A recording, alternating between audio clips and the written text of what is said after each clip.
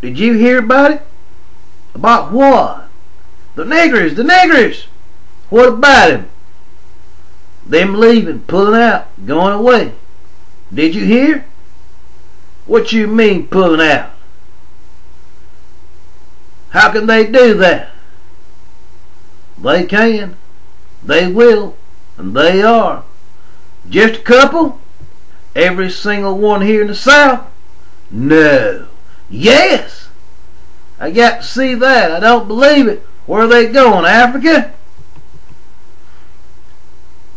Mars.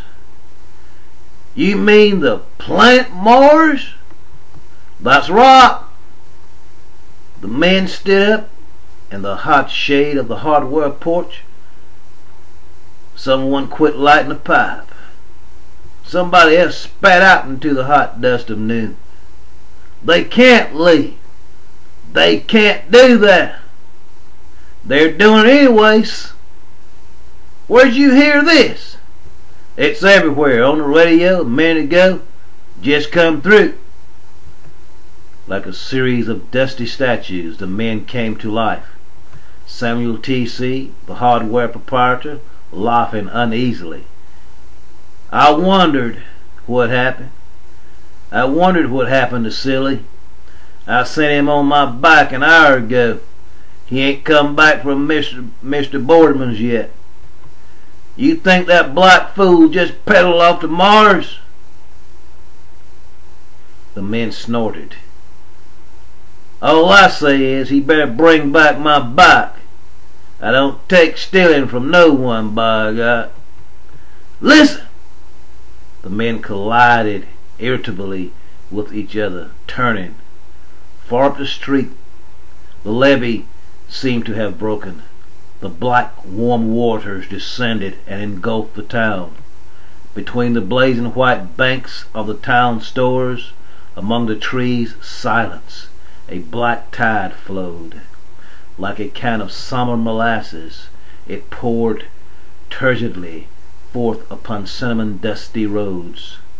It surged slow, slow, and it was men and women and horses and barking dogs, and it was little boys and girls, and from the mouths of the people partaking of this tide came the sound of a river, a summer day river going somewhere, murmuring and irrevocable, and in the slow, steady channel of darkness that cut across the white glare of day, where touches of alert white, the eyes, the ivory eyes, staring ahead, glancing aside, as the river, the long, endless river, took itself from old channels into new ones. From various and uncountable tributaries, in creeks and brooks of color and motion, the parts of this river had joined, become one mother current, and flowed on, and brimming the swell were things carried by the river, grandfather clocks chiming, kitchen clocks ticking, caged hens screaming, babies wailing, and swimming among the thickened eddies were mules and cats, and sudden excursions of burst mattresses, springs floating by, insane hair stuffing sticking out, and boxes and crates and pictures of dark grandfathers in oak frames, the river flowing it on while the men sat like nervous hounds on the hardware porch, too late to mend the levee, their hands empty. Samuel T.C. wouldn't believe it. Why, hell, where they get the transportation? How they going to get it to Mars? Rockets, said Grandfather Quartermain. All the damn fool things. Where they get the rockets? Save their money and build them? I never heard about it. Seems these niggers kept it a secret. Worked on a rocket all themselves. Don't know where. In Africa, maybe. Could they do that? Demanded Samuel T.C., pacing about the porch. Ain't there's a law? It ain't as if they're declaring war, said Grandpa quietly. Where do they get off, goddammit, working in secret, plotting, shouted Samuel T.C.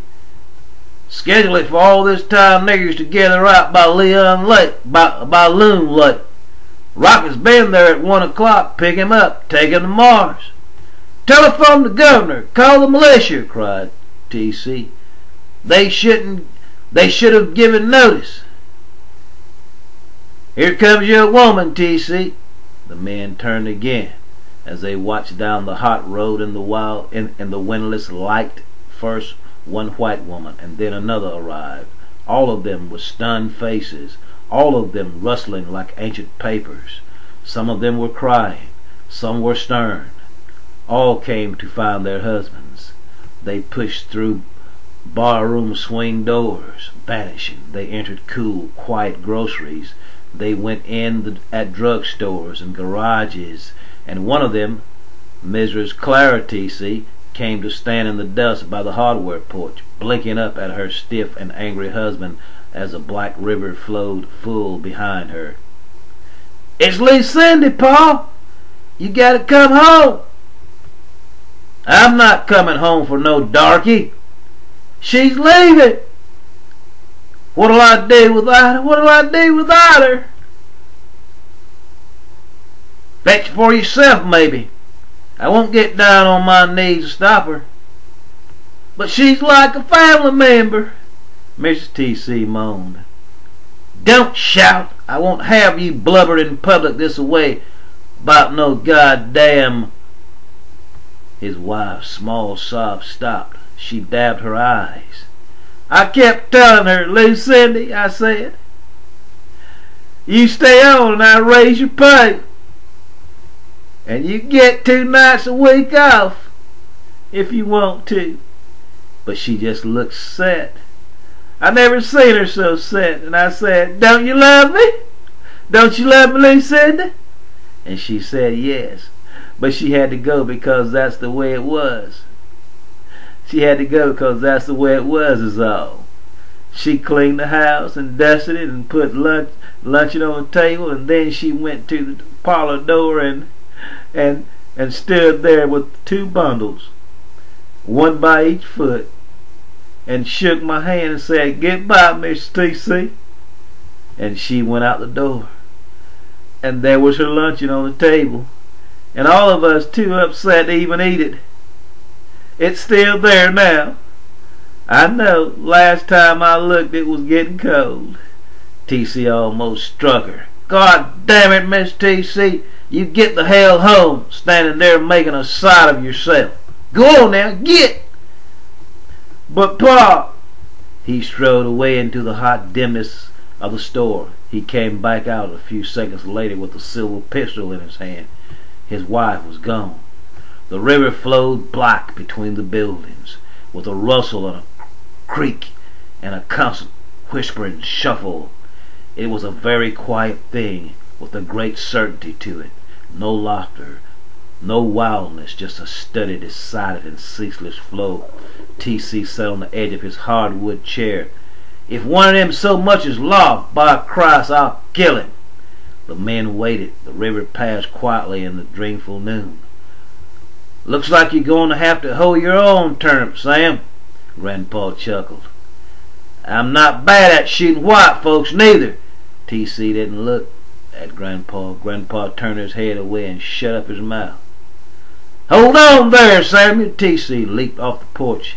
He reached up and seized the reins of a horse ridden by a tall Negro man. "You Belter!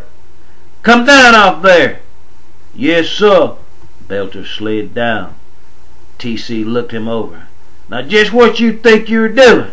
"Well, Mr. T.C., I reckon I think you're gonna just like that song, what's the word, way up in the middle of the air, ain't that it?" "Yes, sir." The Negro waited. "You recollect you owe me $50, Belter?" "Yes, sir." "You trying to sneak out? By God, I'll horsewhip you." All the excitement, and it slipped my mind, sir. It slipped my mind. T.C. gave a vicious wink at his men on the hardware porch. "Goddamn, mister, you know what you going to do?" "No, sir." "You're staying here to work out that $50, or my name ain't Samuel W.T.C. He turned again and smiled confidently at the men in the shade.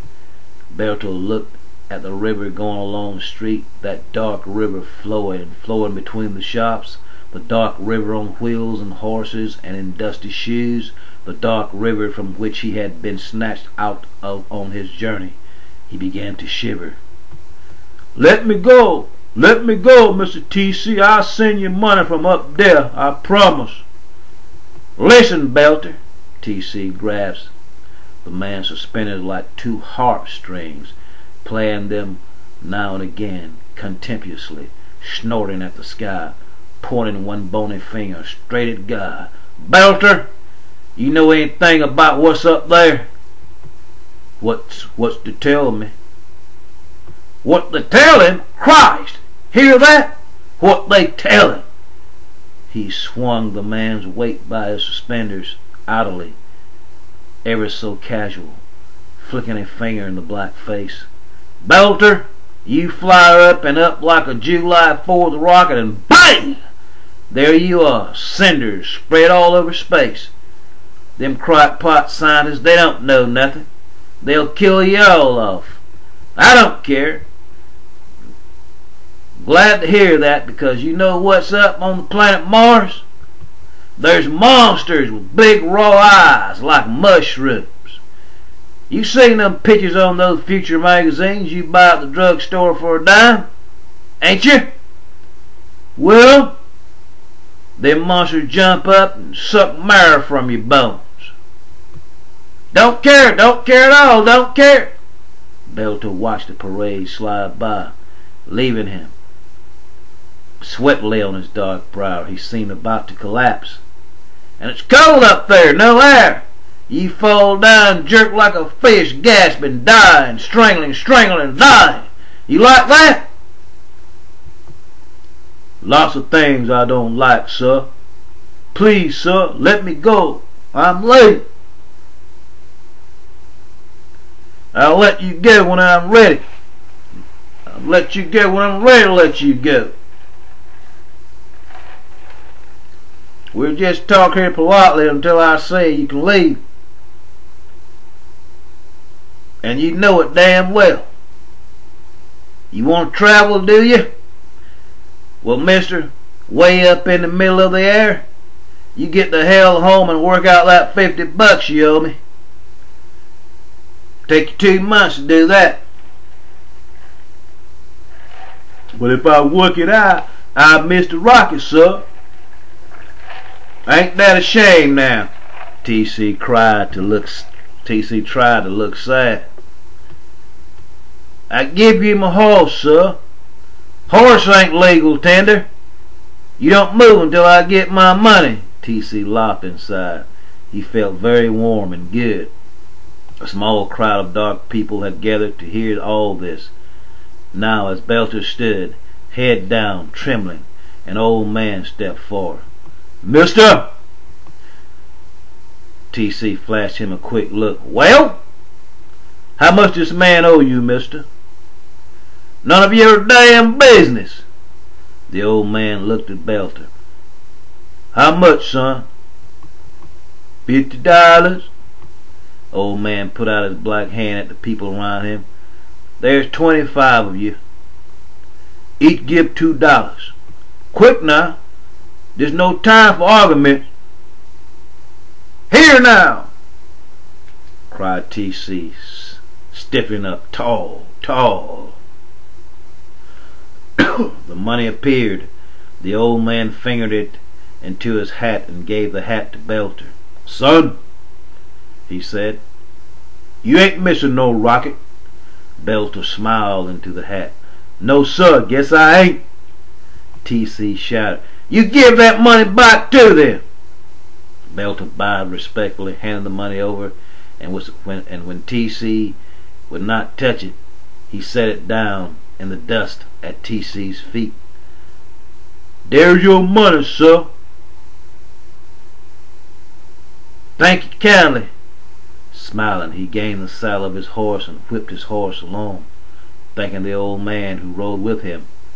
Now, until they were out of sight and hearing, "Sons of bitch," whispered T.C., staring blind at the sun. "Sons of bitch! Pick up the money, Samuel," said someone from the porch. It was happening all along the way. Little white boys, barefoot, dashed up with the news.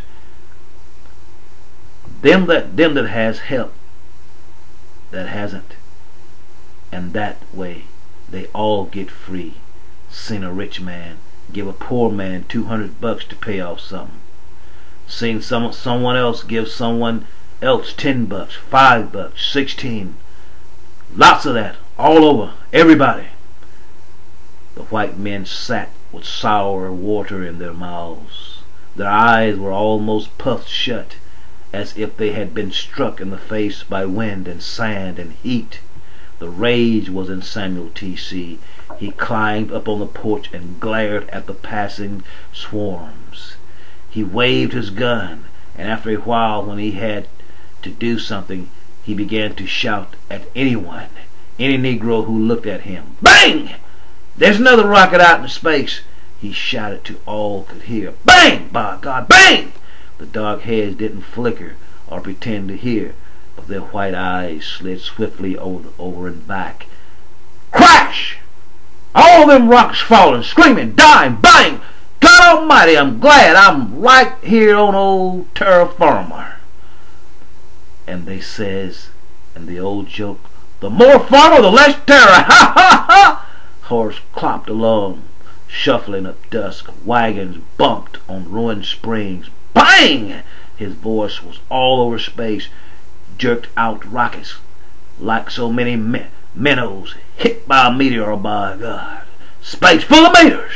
You know that? Sure. Thick as buckshot. Pow wow! Powie!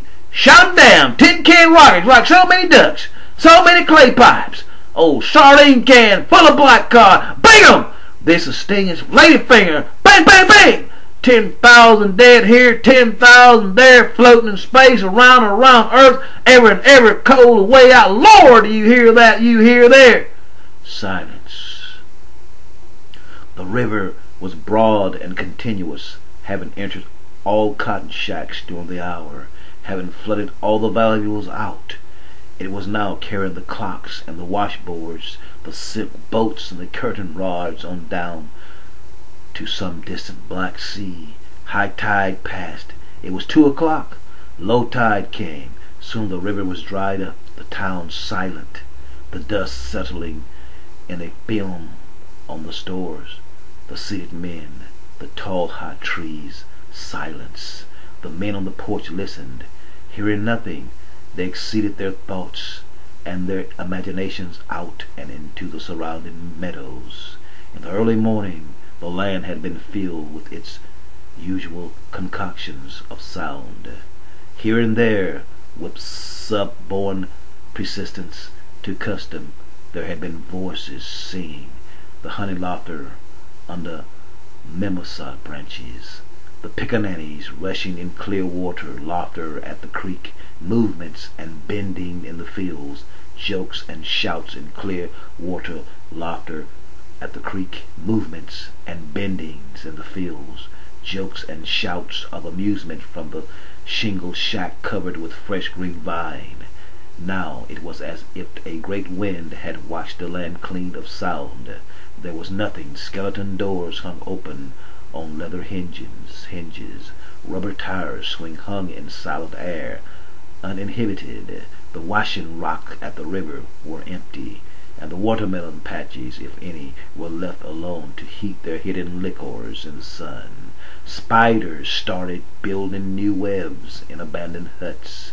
Dust started to sift in from unpatched roofs and golden spiculas. Here and there fire, forgotten in the last rush, lingered, and in a sudden access of strength fed upon dry bones of some littered shack. The sound of a gentle feeding burn went up through the silent air. The men sat on the hardware porch, not blinking or swallowing. I can't figure why they left now. With things looking up, I mean, every day they got more rights. What they want anyway. Here's the poll tax gone, and more and more states passing anti-lynching bills and all kinds of equal rights. What more do they want? They made almost as good money as a white man. But there they go.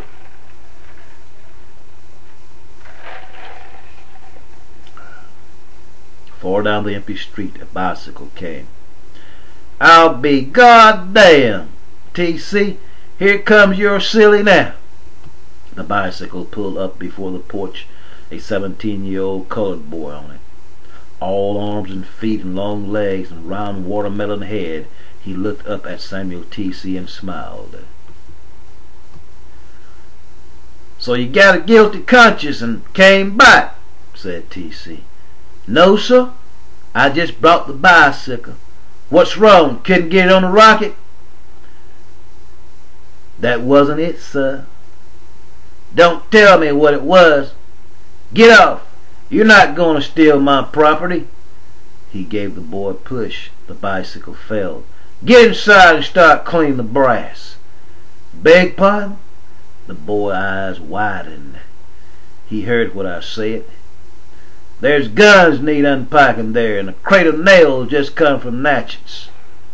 Mr. T.C., a box of hammers need fixing. Mr. T.C., sir, you still standing there? T.C. glared. Miss T.C., you don't mind I take the day off, he said. He said apologetically. And tomorrow, and the day after tomorrow, and the day after that, said T.C. I'm afraid so, sir. You should be afraid, boy. Come here. He marched the boy across the porch and drew a paper out of the desk. Remember this, sir? It's your working papers. You signed it. There's your X right there, ain't it? Answer me. I didn't sign that, Mr. T.C. The boy trembled. Anyone can sign an X. Listen to this, silly. Contract. I will work for Mr. Samuel T.C. 2 years, starting July 15, 2001.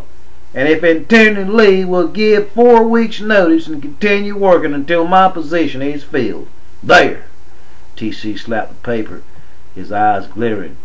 You cause trouble, we'll take it to court. I can't do that, wailed the boy, tears starting to roll down his face. If I don't go today, I don't go. I know just how you feel, silly. Yes, sir, I sympathize with you, boy. But we'll treat you good and give you good food, boy. Now you just get inside and start working and forget all about that nonsense, eh, silly? Sure. T.C. grinned and patted the boy's shoulder. The boy turned and looked at the old man sitting on the porch. He could hardly see now for his tears. Maybe one of these gentlemen here. The man looked up in the hot, uneasy shadows, looking first at the boy and then at T.C. You mean to say you think a white man should take your place, boy? Said T.C. coldly. Grandpa Quatermain took his red hands off his knees. He looked out at the horizon thoughtfully and said, T.C., what about me? What? I'll take Silly's job. The porch was silent. T.C. balanced himself in the air. Grandpa, he said warningly, let the boy go. I'll clean the brass. Would you really? Silly ran up to Grandpa, laughing, tears in his cheeks, believing. Sure, Grandpa said. T.C., keep your damn trap out of this. Give the kid a break, T.C. T.C. walked over and seized the boy's arm. He's mine. I'm locking him in the dark in the back room until tonight. Don't, Mr. T.C. The boy began to sob now. His crying filled the air and on the porch. His eyes were tight. Far down the street an old tin Ford was choking along, approaching, a last load of colored people in it. Here comes my family, Mr. T.C. Oh, please, please, oh God, please. T.C. said, one of the other men on the porch getting up. Let him go. Another man rose also. That goes for me too. And me, another said. What's the use? The men all talk now. Cut it out, T.C. Let him go.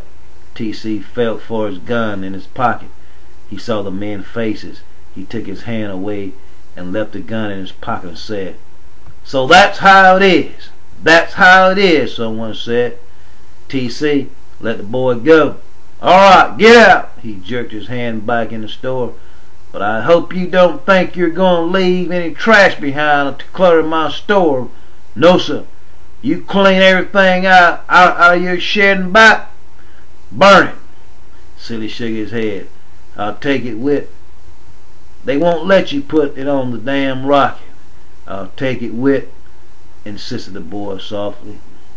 He rushed back to the hardware store. There were sounds of sweeping and cleaning out, and a moment later he appeared, his hands full of tops and marbles and old dusty kites and junk collected through the years.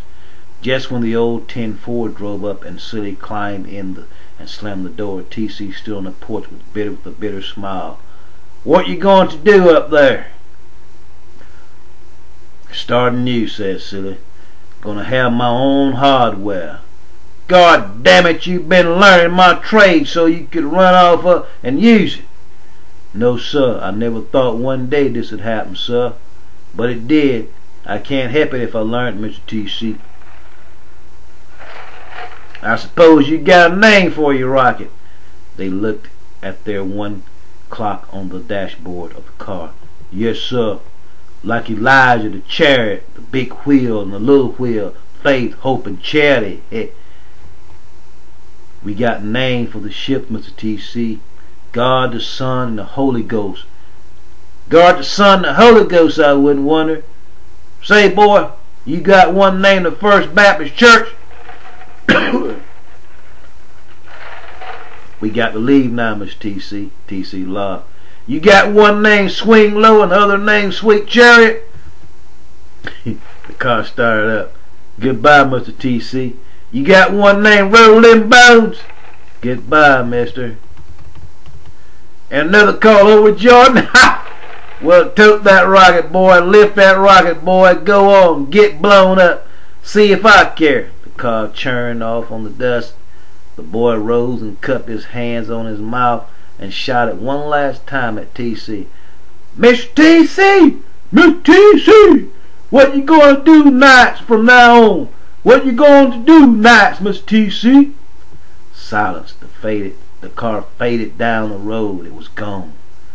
What in the hell did that mean, mused T.C.? What am I going to do nights? He watched the dust settle, and it suddenly came to him. He remembered nights when men drove to his house, their knees sticking up sharp and their shotguns sticking up sharper, like a car full of cranes under night trees of summer.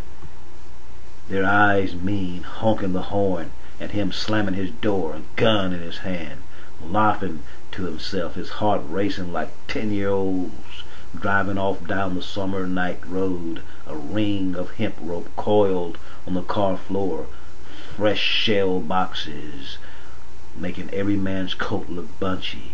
How many nights over the years, how many nights of the wind rushing in the car, flopping their hair over their mean eyes, roaring as they picked a tree, a good strong tree, and rapped on the shanty doors.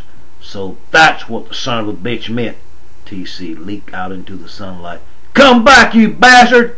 What am I going to do at nights? While that lousy, insolent son of a... It was a good question. He sickened and was empty. Yes. What will we do nights? He thought. Now they're gone. What? He was absolutely empty and numb. He pulled the pistol from his pocket, checked. It's loaded. What you gonna do, Sam? Someone asked. Kill that son of a bitch, Grandpa said. Don't get yourself heated. But Samuel T.C. was going around behind the store. A moment later he drove out. He drove out of the drive in his open-top car. Anyone coming with me? I'd like to drive, said Grandpa, and got up. Anyone else? Nobody replied. Grandpa got in and slammed the door. Samuel T.C. gutted the car out in the great whirl of dust. They didn't speak as they rushed down the road under the bright sky. The heat from the dry meadows was shimmering. They stopped at the crossroad. Which way to go, Grandpa? Grandpa squinted. Straight on ahead, I figure. They went on under the summer trees. Their car made a lonely sound. The road was empty, and as they drove along, they began to notice something. T.C. slowed the car and bent out, his yellow eyes fierce. God damn it, Grandpa, you see what them bastards did? What? Asked Grandpa, and looked where they had been carefully set down and left in neat bundles. Every few feet along the empty road were old roller skates, a bandana full of knickknacks, some old shoes, cartwheels, stacks of paint, pants, and coats, and ancient hats, bits of oriental crystal that had once tinkled in the wind, tin cans and pink geraniums, dishes of wax fruit, cartons of Confederate money, wash tubs, scrub boards, wash lines, soap, somebody's tricycle, someone else's head shears, a toy wagon, a jack-in-the-box, a stained glass window from the Negro Baptist Church, a whole set of brake rims, inner tubes, mattresses, couches, rocking chairs, jars of cold cream, hand mirrors, none of it flung down, no, but deposited gently and with well-feeling, with decorum, upon the dusty edge of the road, as if a whole city had walked here with hands full, at which time a great bronze trumpet had sounded, and the articles had been relinquished to the quiet dusk, and one and all the inhabitants of the earth had fled straight up into the blue heavens. Wouldn't burn them, they said, cried angrily. Wouldn't burn 'em, T.C., cried angrily. No, wouldn't burn 'em like I had, but had to take them along and leave them where they could see them for the last time on the road, all together and whole. Them niggers think they're smart. He veered the car wildly, mile after mile down the road, tumbling, smashing, breaking, shattering bundles of paper, jewel boxes, mirrors, chairs. There, by damn, and there! The front tire gave a whistling cry. The car spilled crazily off the road into a ditch, flinging T.C. against the glass. Son of a bitch! He dusted himself off and stood out of the car, almost crying with rage. He looked at the silent, empty road. We'll never catch them now, never, never! As far as he could see, there was nothing but bundles of stacks and more bundles neatly placed like little abandoned shrines in the late day, in the warm blowing wind. T.C. and Grandpa came walking tiredly back to the hardware store an hour later. The men were still sitting there, listening and watching the sky. Just as T.C. sat down and eased his tight shoes off, someone cried, Look! I'll be damned if I will, said T.C. But the others looked, and they saw a golden bobbing rising into the sky, far away, leaving flames behind. They vanished in the cotton fields. The wind blew outwardly among the snow dusters. In still farther meadows the watermelons lay, fingerprinted, stripped like tortoise cats lying in the sun. The men on the porch sat down, looked at each other, looked at the yellow rope piled neat on the store shelves, glanced at the gun shells, glinting shining brass in their cartons, saw the silver pistols and long black metal shotguns hung high and quiet in the shadows. Somebody put a straw in his mouth. Someone else drew a figure in the dust. Finally Samuel T.C. held his empty shoes up in triumph, turned it over, stared at it, and said, Did you notice? Right up to the very last, by God, he said, Mister, you are now in tune, on the one, the force itself. At this time, we call it the Holy Master plaster jamming. I am the Rastafari, Ital Iman, way up in the middle of the air.